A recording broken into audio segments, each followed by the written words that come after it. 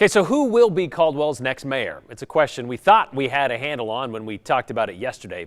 To be fair, though, it was clear as mud after it was explained to us. 5 candidates went into Election Day last week with a shot at it to replace the outgoing 6-term, nearly a quarter century of service as mayor Garrett Nancolis.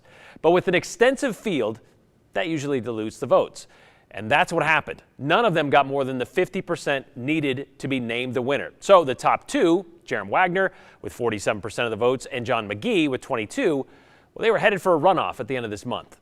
Then yesterday, McGee decided, instead of continuing to compete with his fellow city council member, he decided to just step aside and give the seat to Wagner.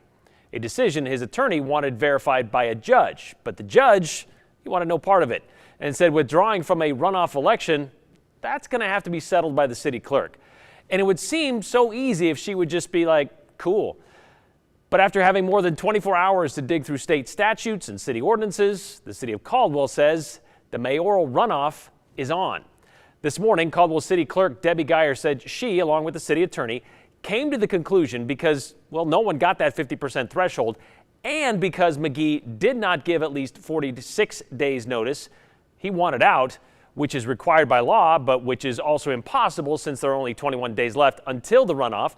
And because Idaho law does not provide a clear answer on what to do when this happens, well, the runoff election will go on as planned, with 2 names on the ballot on November 30th, with John McGee wearing the reluctant candidate label. Because, he said this afternoon, while he respects the clerk's decision, he believes the people of Caldwell have made their preference perfectly clear. And he will not be campaigning for the office of mayor, nor taking any further legal action. But what happens if the man who doesn't want it, well, gets the win in the runoff? I'm guessing there's nothing in the books about that either.